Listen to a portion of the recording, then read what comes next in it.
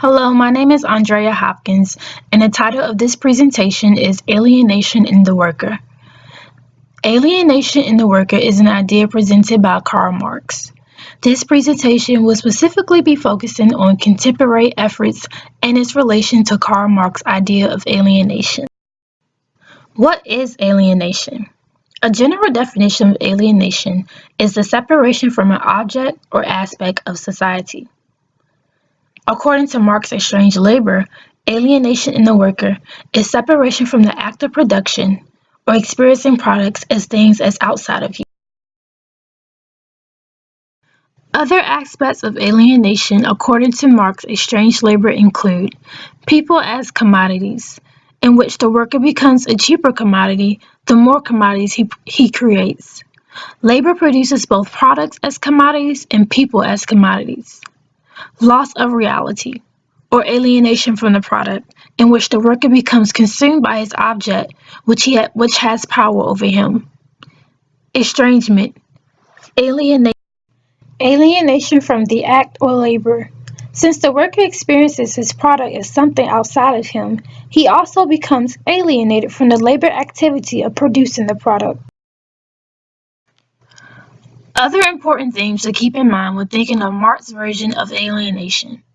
When the worker is commodified, he gains a sense of his involvement or responsibility.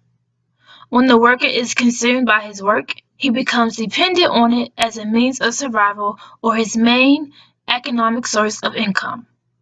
The more the worker becomes consumed by his labor or product, the less time he has to interact with the outside world. Labor produces labor. This is what ultimately keeps production going and capitalism thriving. As capitalism gets stronger, competition amongst workers increase as they try to remain relevant to the capitalist world as a worker. In today's society, we see the principle of Marx's form of alienation represented across various economic platforms, social groups, and institutions. Yes, you see it highly represented in the business world, education system, civil rights movements, activism, and various social media platforms. In today's society, you see a shared desire of entrepreneurship as many people are eager to earn large profits. Social media has also grown to be an economic platform and primary source in which various groups of people now depend on to make money. This relates to Marx's form of alienation because it shows how the worker has become consumed by his work and is an object of his product. Capitalism today has taken over our lives and has grown to be a part of us and how we function. Other forms of alienation, anomie, without laws. In the excerpt from Economic Suicide by Durkheim, alienation is described as being alienated from individual morals due to the pressure to pursue the goals upheld by society. Alienation is associated with anomie, which Durkheim explains as state of disorganization caused by an unbalancing force of society. In Merton's social structure and anomie, alienation is also associated with anomie, but to a certain degree in which there is a separation between ideal means and goals upheld by society and the means and goals of the individual. Though both authors embrace a slightly different approach from Marx, focusing more on the individual than the worker, the two can still be connected to Marx's form of alienation. Specifically, morals and goals upheld by society are all a result of capitalism, because as capitalism accumulates, it establishes orders and rules in which one feels pressured to abide by in order to survive in society. This is similarly expressed with means and goals, although some people may have differing ways of achieving the same goal or have completely opposite means and goals. Either way, they are likely to be deemed as deviant and irregular compared to shared beliefs and practices upheld by capitalism. For example, the prisoner. This relates to Durkheim's explanation of alienation, as one is alienated from individual morals due to the pressure to pursue the goals upheld by society. Oftentimes, when one's actions or morals differ from the social conscience, he or she engages in criminal activity. Selling of drugs. This relates to Merton's form of alienation, which emphasizes separation between the ideal means and goals upheld by society and the means and goals of the individual. Sometimes the illegal way of achieving goals differs from the merit system, or some people may disagree with the ideal means and goals completely and rebel against all social norms and ways of achieving means and goals. Other forms of alienation include alienation from thinking. In Shuts the Everyday Life World and the Natural Attitude, he describes the natural attitude as taking for granted the works of the world and the scientific attitude as constantly questioning. Goffman focuses on self-consciousness as a response to a sense of involvement, and Fanon describes alienation in relation to the development of Black consciousness. An example of the scientific attitude as described by Schultz is development of theories. If it wasn't for the questioning and critical thinking of scientists such as Sir Isaac Newton, we wouldn't have the scientific knowledge we have today.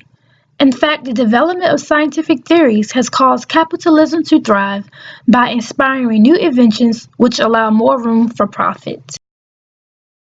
An example of self-consciousness as a response to the sense of involvement as described by Goffman is content creators. Today, more than hundreds of Instagram bloggers or YouTube content creators earn money from their posts. The whole concept of being a content creator exemplifies how one has a strong sense of their involvement or responsibility to society based on the content that they feel responsible to create or to contribute. Today's Black Lives Matter movement represents the development of a Black consciousness as described by Fanon. Today's Black Lives Matter movement explicitly demonstrates how through the process of alienation which occurs through one's experiences, in this case a Black person's experience, he or she develops over time a Black conscience.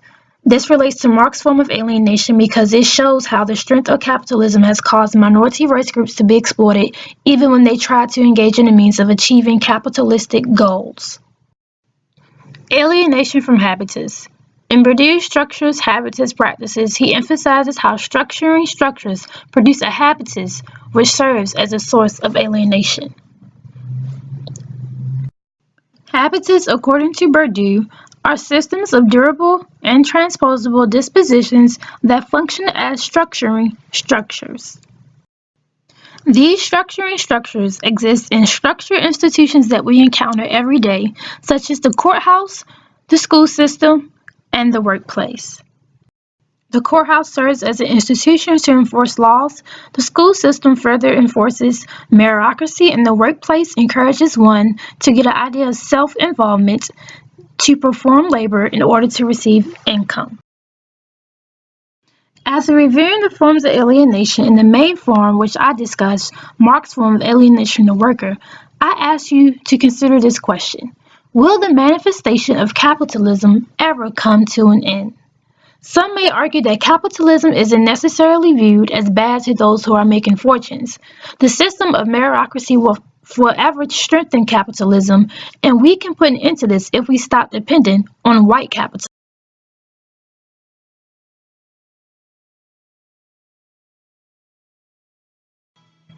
We always keep an eye on culture, and tonight it has a Christmas feel. Why is the Washington, D.C. metro system waging a war on Christmas? Plus, CNN plans to boycott the White House Christmas party. But we begin with Black Lives Matter, which seems to be dreaming of a, communist Christmas. Joining us now is Raymond Arroyo, New York Times bestselling author and EWTN news anchor, author of the Will Wilder children's series. Raymond, let's start with this Black Lives Matter issue. We have to? Well, yes, we do. Okay. With white organizations and businesses, is it do they not like the phrase "White Christmas" or the song "White Christmas"? No. They want to boycott all white-owned businesses as a way to stop capitalism, as a way to protest against the Trump presidency. Because all white people like Trump? I guess. Even in California, where they all, like a lot of them voted for well, the founder of this Hillary? one of the Black Lives Matter leaders said something, wrote an op-ed, I think last year in the Los Angeles Sentinel. Here's the quote. Rather than lining the pockets of Trump and the other white supremacist capitalists, has a nice ring to it, white supremacist capitalists, donate to black-led organizations that are building new liberatory is that a word? Liberatory structures. Is that a word? Liberatory? I Yes. must have missed that one in school. Liberatory structures in our communities, wrote Melina Abdullah. She's a professor at Cal State University. Liberatory. I got it. Okay. I've learned a new. Use that later. I've learned a new word. Can you imagine if the Klan came out and said, "Hey, white people, only frequent white-owned businesses," they would rightly be decried as racist. This has a racist tinge to it that we don't need at the holidays. There's only one color that matters to retail this time of year. Green. It's not black or white, it's green. And this is a time of year when everybody comes together. And it also is really dumb because by telling black consumers, don't go to white-owned businesses, you're beating up and you're condemning and hurting the black employees at those businesses. This is bad for everybody. And retail is still, I mean, it's very big this but it's season. booming this season. Booming this season. It's not just Amazon. It's not just online. Retail is up, and that hurts everybody. But this is what happens: is they always take it just too far. It goes too far, and this is only going to hurt black businesses because what happens then? Only black people will frequent black businesses, and white people frequent white businesses. Well, then more white people buying. That's a problem. Is that what Martin Luther King and Rosa Parks was really all about? It's terrible. Division at Christmas. Now, there's just so much sad. In addition to the question that I asked before the video was played, I also want you to keep this in mind. How does racial divide further strengthens capitalism? By constantly using the race card and demanding that only one race group should receive economic attention, the effort to erase or seize the barriers of capitalism are even harder to achieve because we are now promoting one specific type of capitalism. For example, in the previous video you noticed that the term white capitalism was used. White capitalism was the main target. If black protesters are aiming to increase black capitalism or business growth over white capitalism, capitalism as a whole is still present and the negatives of capitalism will still be in existence. In short, we're not defeating capitalism at all. Instead, we're changing the face of it. And this is why I believe that Marx's form of alienation of the worker, which has various aspects related to capitalistic growth, is the most important and evident in contemporary society. As we also see it in the future of our society as well in present achievements. For example, today we see the rise of black entrepreneurs, an increase in black college graduates, and a rising of new black talented artists. As I mentioned and described throughout my presentation, Marx's alienation in the worker is the most significant form of alienation in contemporary America because the efforts of capitalism are deeply rooted and heavily influential on the functioning of the present and continuously constructs the pathway of the future. Thank you for watching.